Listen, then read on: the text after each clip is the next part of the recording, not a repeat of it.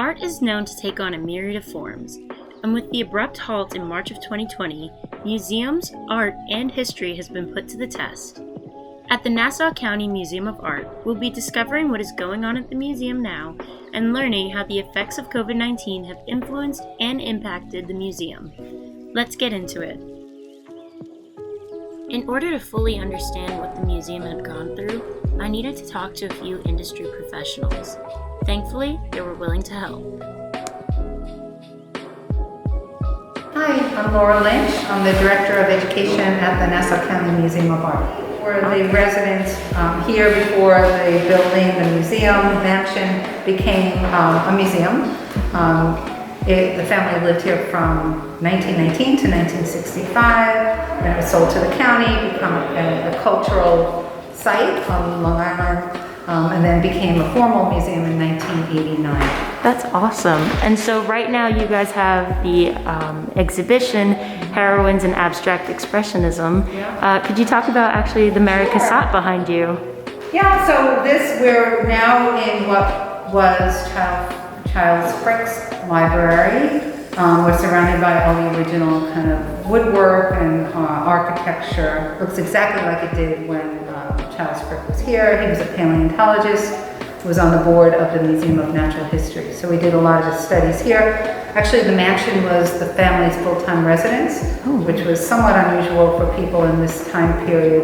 Sometimes their homes with lots of beautiful property was really here just as a summer residence, but this indeed was their home throughout the year, all seasons. Yeah. So now it's been transformed into a gallery, and behind me is part of our exhibition. All the work on here now is created by women, and it really spans kind of a time period from the early 1900s all the way to contemporary art, which is on the second floor. So the show, there's actually 3 different exhibits in one. This is, again, looking at more traditional portraiture. This is the painting of Mary Cassatt. Again, the fact that a woman could be a painter and get recognition during her time, but of course now we get to see this beautiful portrait.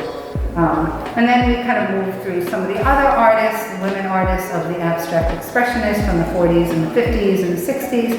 And then when we head up to the second floor, you'll get to see some contemporary work that is made by women.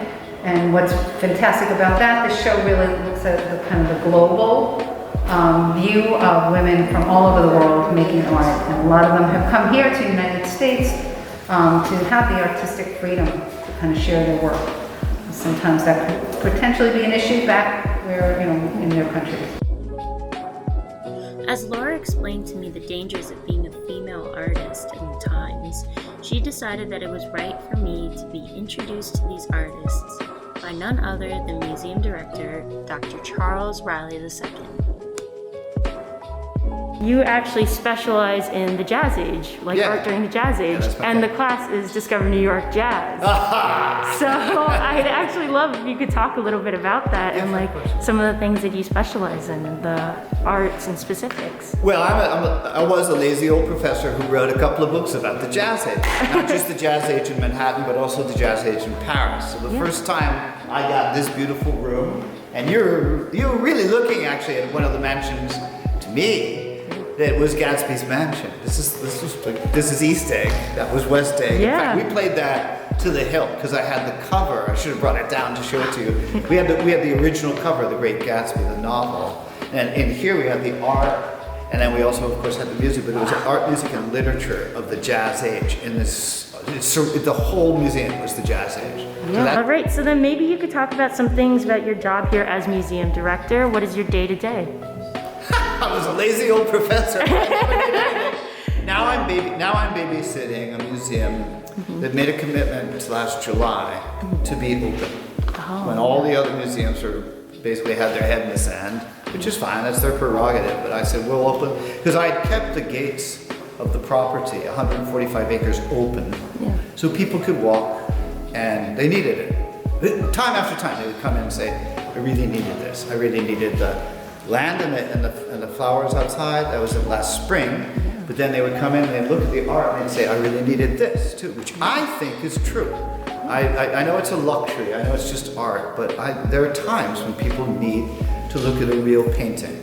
I'm so sick of the screen. Yeah. My two favorite words in the English language at this point are leave meeting, right? And it also, this is also true, by the way, of the kids. The kids, and we work together with people who need art in many, many different ways. For instance, we work with a lot of children. Laura, who you just met, works with a lot of children who are on the autism spectrum. We work with people who have Alzheimer's. We work with people who have a lot of needs, including my need, which is just beauty and a real painting. People, all the time, artists will come and say, will you look at my art? And I'll say, fine, fine. Then they'll take out a telephone and say, no, that's a screen. I will not look at art on a screen. It's stupid when you've got that or you have that. And that's what we did last July. We just said real art, real people. It was safe because, these visitors are in one gallery alone practically.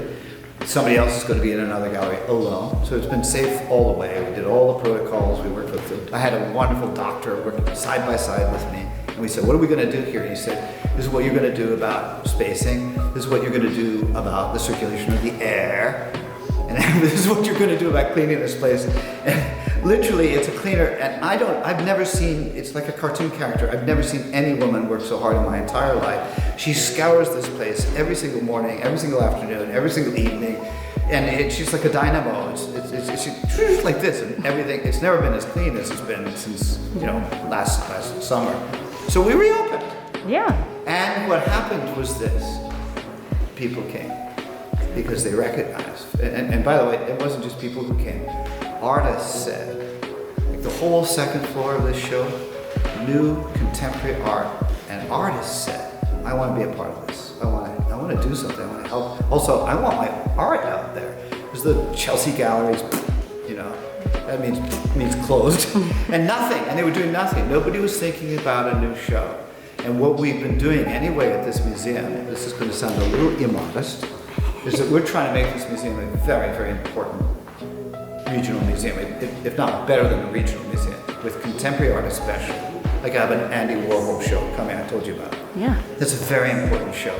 This, in its own way, as Laura probably told you, this is a very important show. This is the first time this many women, this many artists from the 9th Street women have been brought together. They knew each other. That's Audrey Flack. She came here. She walked in. We opened the doors like this, right? We opened the doors. She walked in. She looked around. She said, everybody's here. I feel so at home. And then she stopped and she said, oh, I'm the last one. And she's the last one who's still alive. Wow. She looked all the way around. And she said, I remember when Elaine did that. I remember when we did those drawings. I remember when Lee did that. She gave me some wonderful stories off the record about Grace Hardigan, who's in the corner. And then I stood in front of this one, and I said, do you remember when you made that? She made that in 1951, right? And it was just, she said, I remember it like it was yesterday. I remember picking up this, trying that. And it was absolutely fantastic, but if you just sit back and say, oh, COVID, you wouldn't have had this. You wouldn't have had Audrey Flack here. You wouldn't have, by the way, François Gillot also was 99 years old, 1 year older than I am. Right? I mean, if you don't do anything, you don't have art, you don't have a great museum, you don't have anything for people. You just sort of say, I'm sorry, we can't do it. That wasn't the way we did this. My staff, my security staff, were very brave and worked very, very hard. And that's a volunteer at the front desk. That's a volunteer, right? You getting all this? Yeah, getting it all. But it took commitment. That's what it took. Exactly. Yeah. And that's the type of thing that I want to hear about, especially. I want to know if you can remember, what was it like the day before shutdown? We were hanging another show that was the most beautiful show. It was blue. Well, everything was blue. One of the artists was here, and what we decided we would do is simply this. Let's just get this thing up, and I remember somebody coming to me, and it was not an artist, but somebody who I respect, would say, you know what, even if nobody ever comes, don't worry about it, because this is just beautiful. Yeah. What we did was, we drank the wine for the opening, but then we sat here and we said, now what? And we decided, just keep it if we could. We kept most of it up on the walls. There was a Paul Klee right behind you that had to go back because the guy said, I don't want to leave it there that long. So we kept that show for 7 months so that when we did reopen on July 8th, and I'll never forget it, the first person who walked up the stairs was so moved, was so happy, was so excited to be in a museum. He walked up and he became a member, a big, huge member. The next person, that same day, I'll never forget her. Her name was Mary. She was a nurse in a hospital on the South Shore. You know what she'd been through that spring? This is July, right? And she's standing in front of one of the paintings upstairs, and I was taking her around, talking to her about the art, and she began to cry. And I said, I'm sorry, is there something I could do? She said, I really needed this. I needed this release too. And I thought, that's it. I don't care what anybody says, we're gonna keep this place open. We're gonna do another great show, which was this one. Yeah. And we're gonna do another great show, which is the Warhol show. And essentially I had to ask the people who work with me too, please put your heart into this. It can't be just sort of, let's sit home and wait and see. This takes work. And the other thing that takes work, maybe this is one of your questions, I don't love it, but a lot of what a museum does now has to be done on the internet.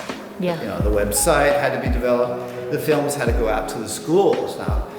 Huge numbers of children have enjoyed this show. How? Because we kind of packaged these films, and that wonderful woman you just met, Laura, they'll screen, they'll Zoom, they use Google, some damn thing. I hate Google. And to me, this stuff, I just can't stand it, but it's a completely important part of running a museum these days, which is how do you film? I filmed her. Yeah. When she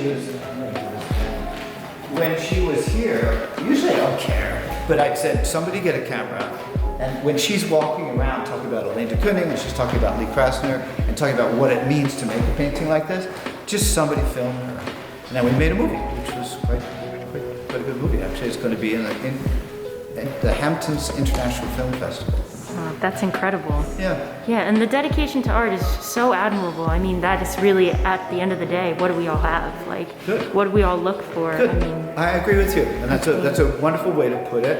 And either you are committed to it and dedicated to art and you think it's important, or you're just going to say, I'll sit this one out. exactly, yeah. And it's not a game. By the way, this is not a game. This is actually probably the best show that will ever bring these women together. And upstairs, I think, because people who have come out of the city who work at galleries or work at museums, they said, upstairs is unbelievable. And we have to borrow all this stuff, which sucks.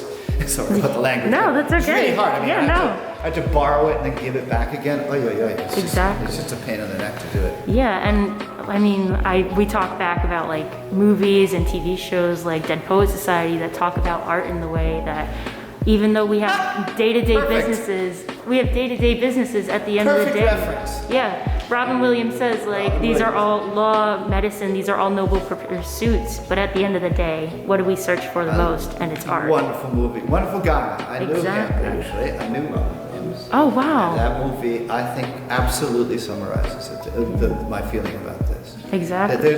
and even to the extent where you met Laura, she's amazing. We have art therapists. Oh, that's Art good. therapists. Yeah. This has been a year for, we call it the Trauma Aware Museum. This has been a year for using art to help people recover. Yeah. And it's still going on, as you can imagine. Yeah. So that in June, we're organizing a wellness weekend using the art and what's called mindfulness as a way to recover from trauma. I don't like the idea of this being some kind of sedative, like a shot of whiskey. That's not what art should be. Art should not just be something to knock you out, make you feel good. No. Art as a therapeutic tool does all kinds of amazing things. This is expressionism. So it brings, see that black one down there? It's going to be one of the darkest paintings in this whole room. And it comes from a very dark moment in that woman's life. And there's something, I'm sure there's something very therapeutic about doing that work for her, and it is for some of the people who've been looking at it. The woman's name is Joan Mitchell. As Dr. Riley headed back to work, he informed me of some of the exhibit's qualities, which include a private collection brought forth by Richard P. Friedman and Cindy Lou Wakefield, two of the world's top collectors of contemporary art. Included in this collection are works from Louise Bourgeois, Lee Krasner, Elaine de Kooning, Helen Frankenthaler, Joan Mitchell, Louise Nevelson, and many other trailblazers of the abstract expressionism movement. It features a gallery of masterworks by Maren Cassatt, Georgia O'Keeffe, and Camille Claudel.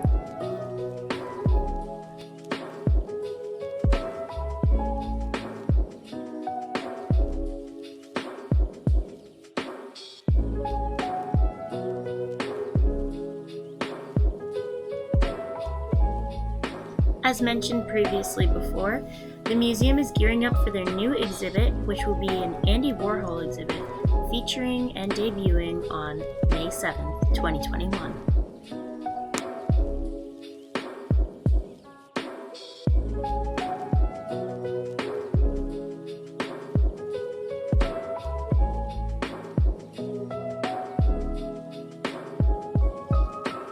Dr. Riley brought up a great point about who needs art the most during these times, and one of the people he brought up was children.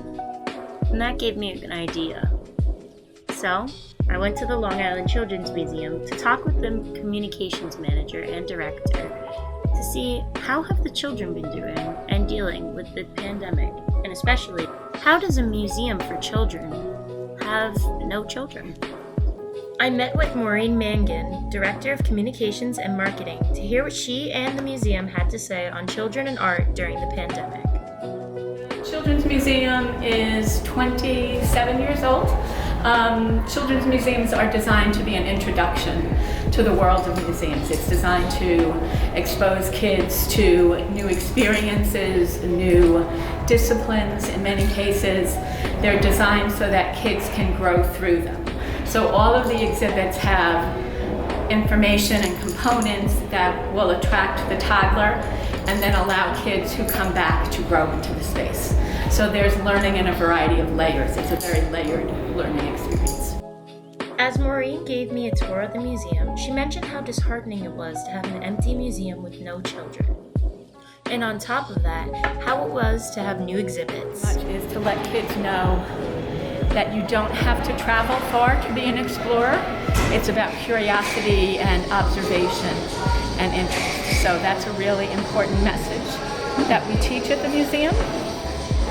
And the visuals are just stunning.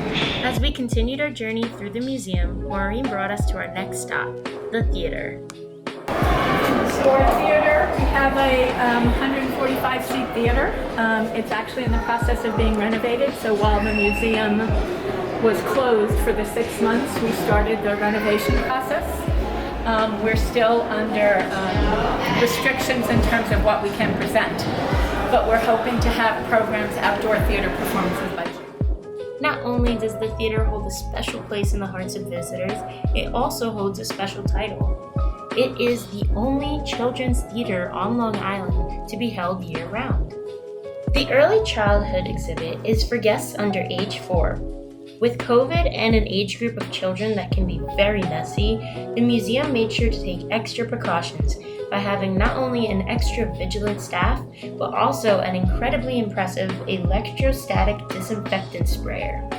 This device combines disinfectant with high-pressured air and an electric charge to wrap and coat all surfaces and make all of them clean within an instant. The museum is designed as a personal experience. Maureen explains that it's to help parents and kids alike in finding what the child is interested in. Now with the COVID restrictions, that thought becomes literal, with every child having their own wand and their own blocks. Highly encouraged is the museum's carpentry workshop area for both parents and children. This area allows both to participate in building activities in which they can build all sorts of great machines and devices. Learn about the 6 simple tools.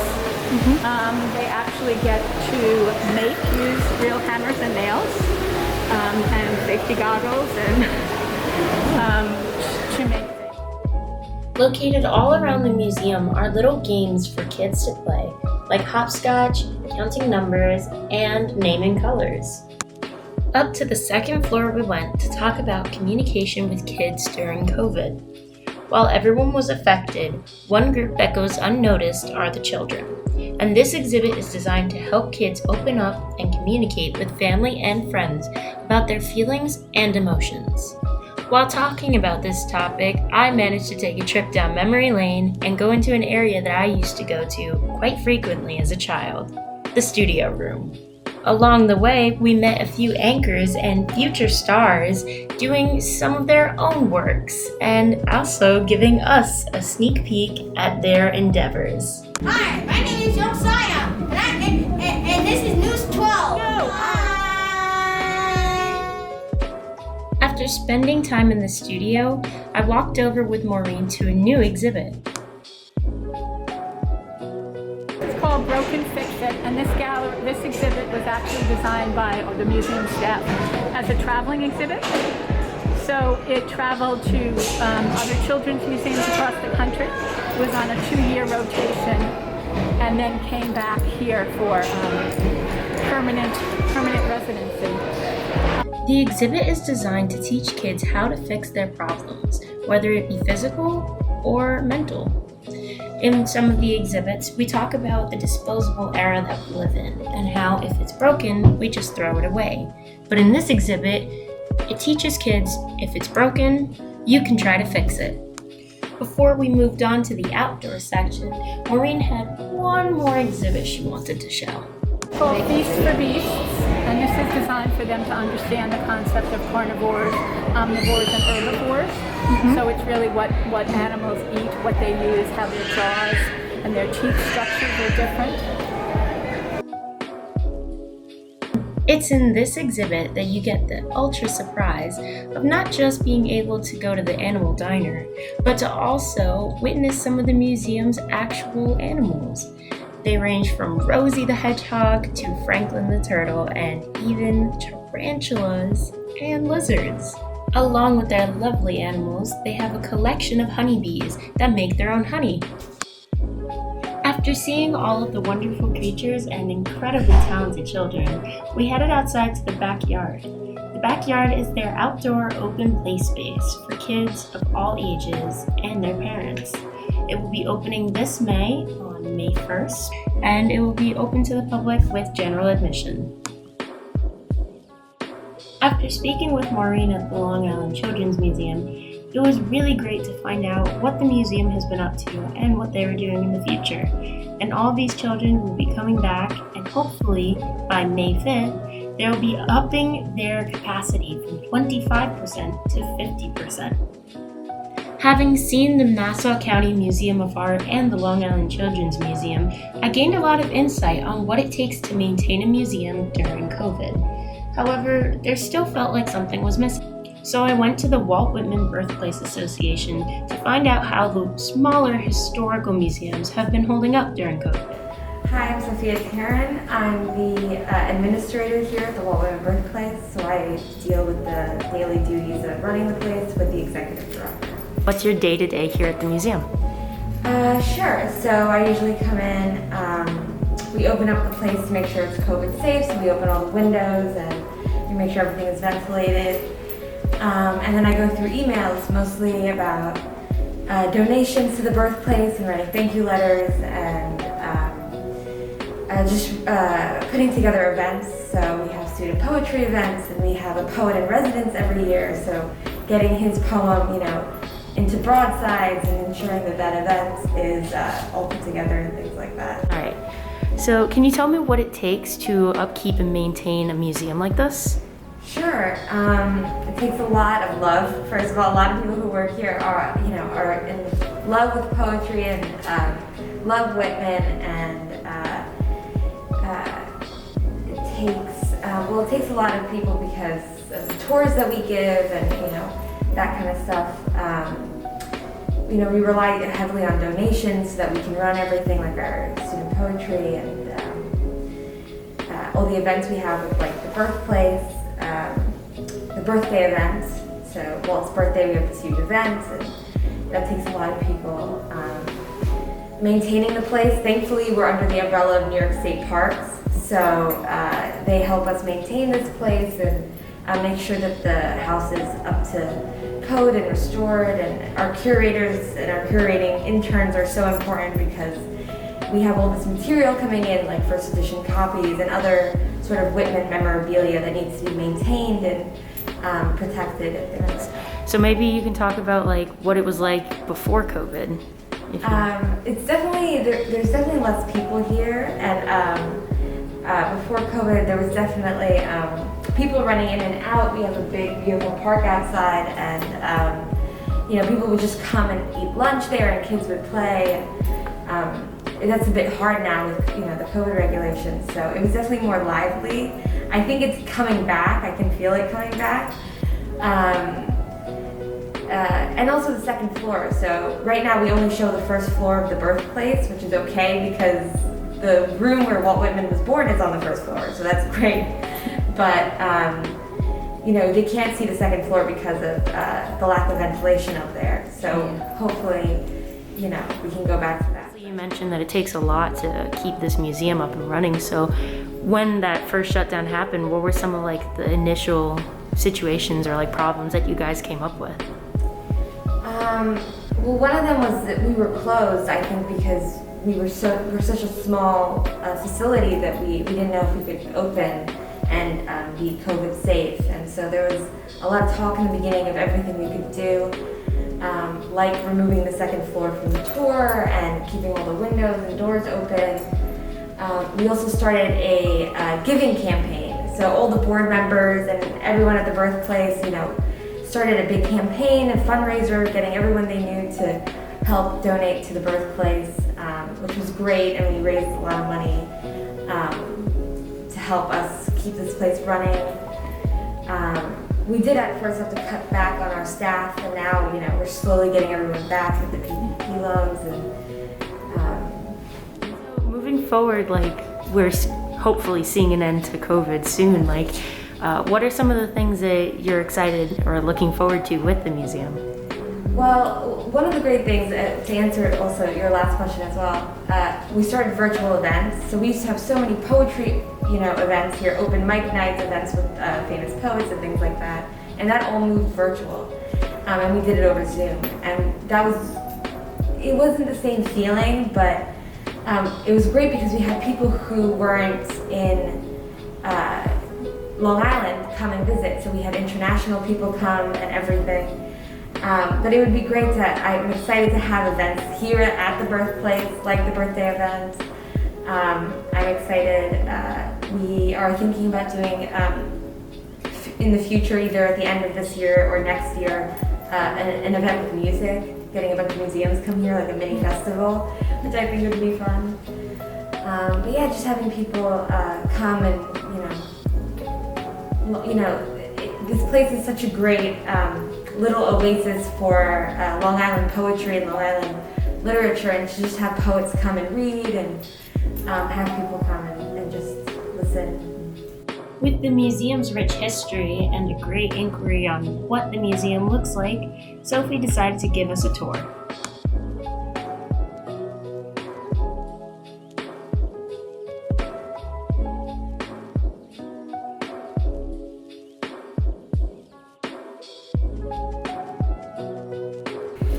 Walt Whitman was born in that house over there in 1819, and he lived there until he was about 5 years old. That's where he grew up.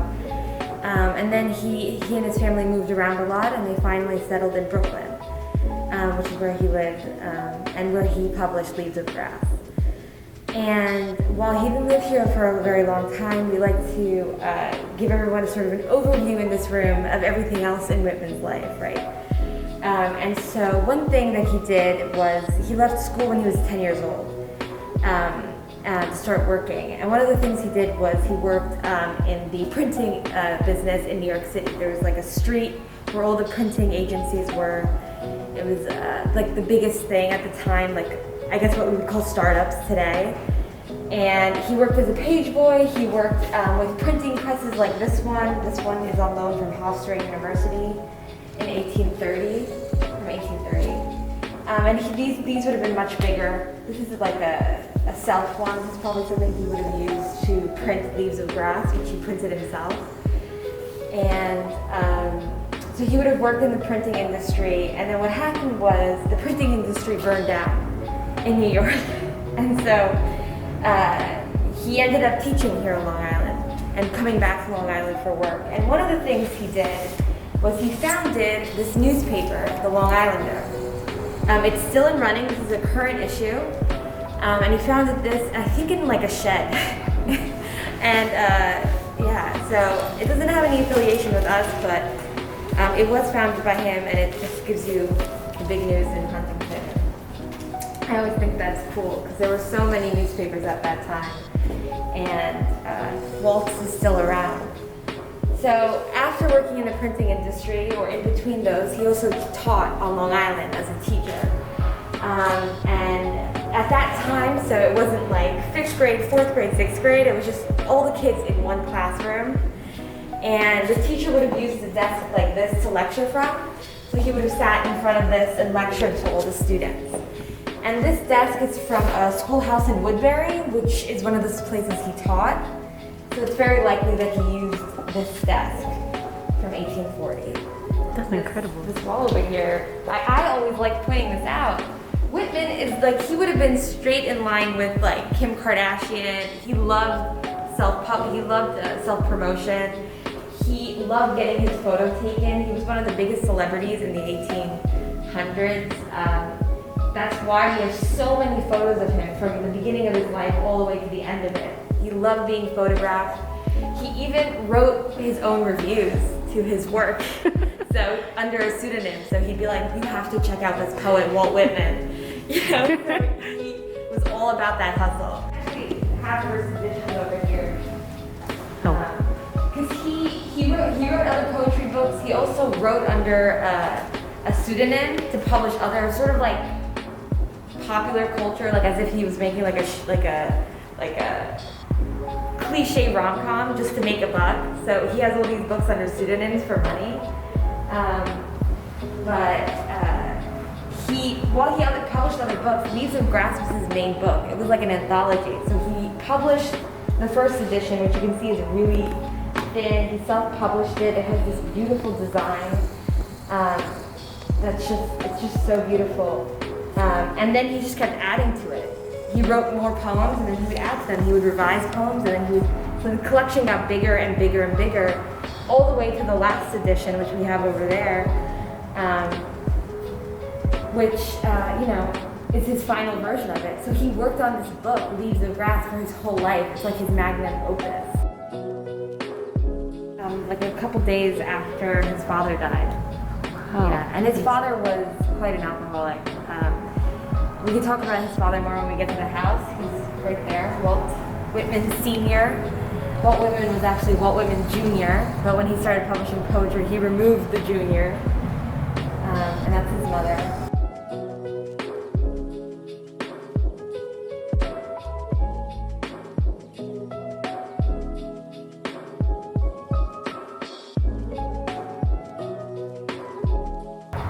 And we only have a small plot, but all of this would have been Whitman land. So this would have been the farm that he grew up in. You know, in his notebooks that he wrote, he talked about the breeze that came in here. So you can imagine that all the way to the ocean, it was just like farmland.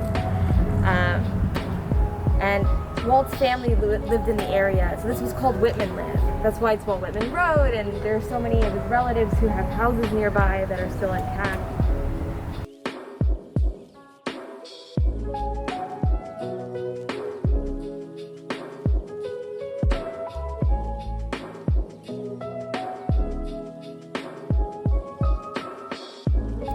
So Walt Whitman's father, Walt Whitman Sr., built this house, and most of his family were farmers, and he wanted to try his trade in building houses. And he built beautiful houses, and a few of them are still standing. But what happened was the house that he built, the family that he built this house for, couldn't afford the mortgage. So he and his family moved in. And so this is where Walt was born and where he grew up. His older brother was born here, and his younger sister was born here. And he writes about how much he loved, in his journals, how much he loved growing up here and the fond memories he had with his sister. He loved his sister. Walt Whitman's father wanted to do something more artistic, like build houses, but he couldn't make enough money from it. So he ended up when he came to live here, he tried his hat at farming. So there would have been horse stables here, there would have been animals everywhere. However, that also didn't pan out for him, and they moved a lot, and they ended up moving to Brooklyn. So you mentioned it, well, let's talk about Walt's father. So Walt's father built this house, and he was very creative, and he did things that were different to normal houses that were also very expensive, which is part of the reason he failed as a carpenter. One is windows at the time usually looked like that. They were very small, and what he did was he made them wider on the top and the side to bring more light in. So it's so big and beautiful for a small house.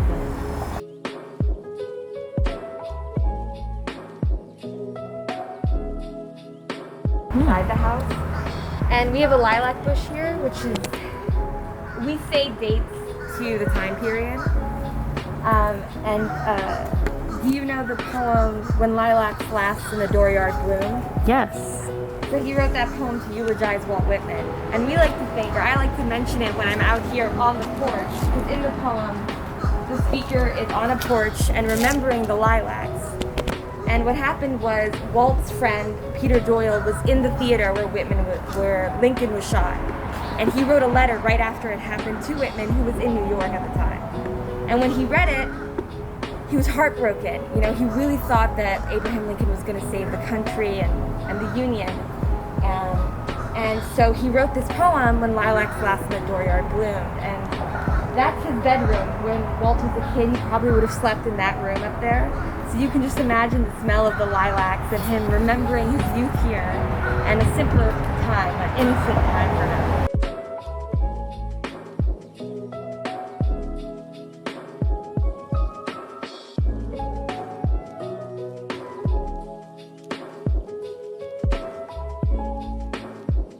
So this is the house, and you can tell that it's lined with this beautiful, what's called Persian blue, which was very popular in the time period. I actually just learned from our curator that the man who invented this color of paint made it by accident. He was trying to make red. He was trying to make red, and it came out blue. So, but everyone loved it. And so a lot of houses were painted with this color, and this is the original color that the house would have been in. Wow, that's incredible. Yes, so we restored it to that color, and you can just see the molding and the design work that Whitman's father put into it. And one of the things he added were these Dutch doors. So what happens is you can close the bottom so that the animals don't come in, but you can open the top for a breeze. And the other door, what he did is he put one in the front and one in the back so that in the summer you can open both doors and there'd be a breeze coming through. Yeah. So he was very, thinking about bringing light in and bringing in, some cool air. And so what we have over here is a parlor. This would have only been used for special occasions, if a visitor was coming, if the priest or the preacher was coming to visit. They would have kept all their fine china in here. A lot of the rooms have fireplaces, which is also a bit unusual, which is something Walt's father did. And I don't know if you know this, but candles in the time period were actually made out of fat, animal fat. So they would take the animal fat and use it to make candles, and because of that, they had to keep them in boxes because rats would eat at them. Oh my gosh. And you can imagine the smell of that as well. Yeah.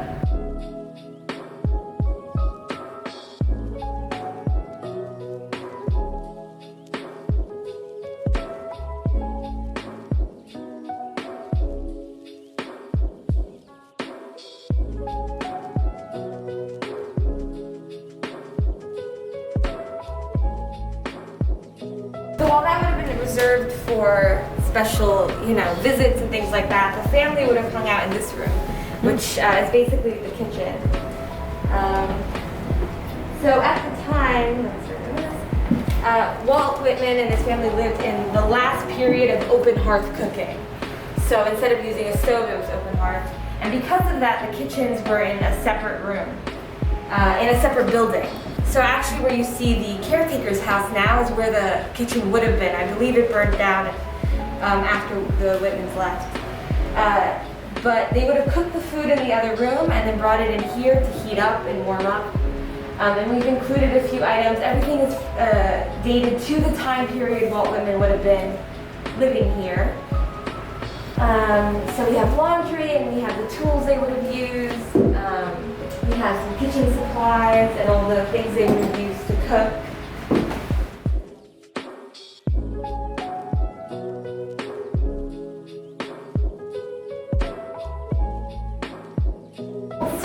Parents were they were abolitionists. They read the newspaper. They attended Quaker meetings and attended Transcendentalist conversations. And so what in Walt's journals, he talks about the memories he has of his father writing and reading the newspapers to him. And so we imagined it here at the door. So you can just imagine Walt's father reading to him about abolitionism and transcendentalism while he sat and played.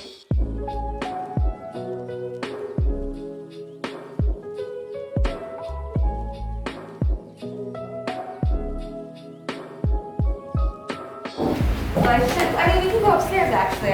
I'm so used to not giving people the upstairs tour. But we can go upstairs as well. But I'll show you this last room first. So this is the room Walt Whitman was born in. So this is the room Walt Whitman was born in. And while all the other bedrooms are upstairs, this would have been called the birthing room. So in order for Walt's mother not to go up and down the stairs, easy access to the kitchen and the bathroom, which would have been an outhouse. So this is where Walt Whitman was born. It's where all three of the kids were born. And this is what the beds would have looked like in the time period. They would have been held up by ropes, and they would have been filled with hay or horsehair.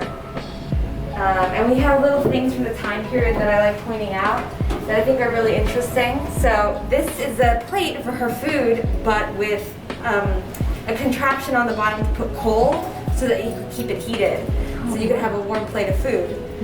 So even then they didn't have a microwave, but they were getting there. And this is where they would have put coal so that she could put her feet on top of to keep warm with a blanket. So.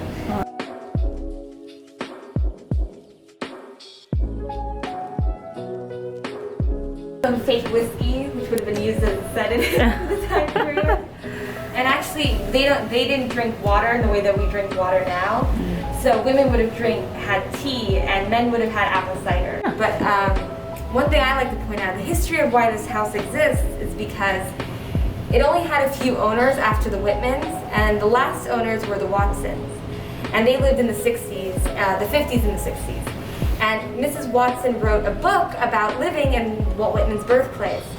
And she said that on numerous occasions, in the middle of the night, there would be a bang on the door. A stranger would come up and say, "Can I please sleep in the room where Walt Whitman was born?" And she would let them. Oh my gosh. Yeah, so there's a history of there being a pilgrimage to sleep in this room. And so she wrote a book about it, and then a lot of people started coming here, and she ended up turning it into a museum, which New York State took over in the 60s. Yeah. So that's the history of this room. So really we're here because of this room. We just have tours come in, and she did all the work herself. When New York State took it over from her, they restored the whole place. They gutted, there was a bathroom in here. They restored everything to the natural time period and things like that. That's incredible. So let's go up the stairs. Now I have to warn you, watch your step. Another thing Walt Whitman's father did was he would make stairs, they get shorter as you go up, almost like an escalator. Yeah. And so his idea was that it would be easier going up and down, especially early in the morning to feed the animals. You could sort of feel your way, because there weren't any lights. So watch your step, especially the last one. So because there was a census the year the Walt Whitman's family lived here, we know who lived here and how old they were. And we know that Walt's grandmother, Walt's mother's mother, lived here with them at the time, and that would have been her room over there. Oh wow. And we also know that Walt's father's brother's family lived here. So Walt's aunt and uncle would have stayed in this room with their cousins. Wow. So there was a lot of kids in this house. So they all would have slept in this bed. And we have a few toys from the time period.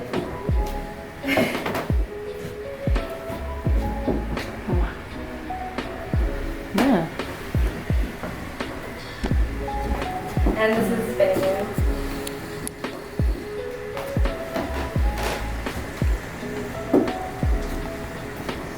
That is much bigger than I anticipated.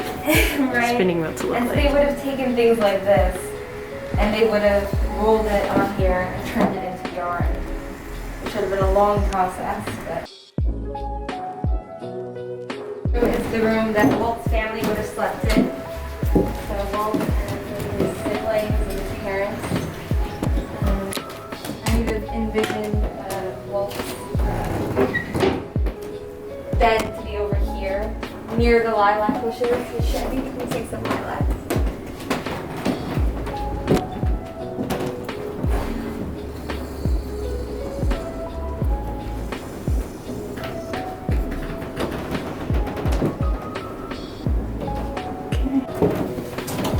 And so this is sort of an example of what Quaker dress would have looked like with the caps and the dresses. So we have an example here. And these two items were actually gifts from the Whitman family, those that were alive. So we imagine them to be here, possibly her trunk and things like that. Yeah.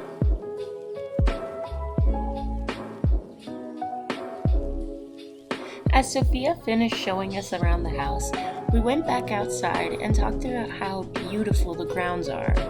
Surprisingly, not many people have taken advantage of this. Tours are only $8, and you're invited to sit on the grass, sit on the bench, have a picnic, or even write some of your own poetry. And of course, no trip could be complete without going to the gift shop. All purchases made at the gift shop go straight to the foundation, which helps keep it staying up and running. We also do these things. We have broadsides, which are in that little thing over there. And so every year we have a poet in residence, and they write a poem for the birthplace, and then they sign it. Oh, so wow. you can buy the signatured poem from, this is Juan Felipe Herrera, who was the U.S. Poet Laureate, I think, 2 years ago. Yeah. So there's like all these cool things that, like, if you're a poetry nerd, that's like a big deal for you. As the summer approaches and people get vaccinated, remember to go and support your local museums. It's taken them so much time, effort, love, and work to maintain these incredible institutions for all. I hope you enjoyed this segment, and remember to stay safe and have fun.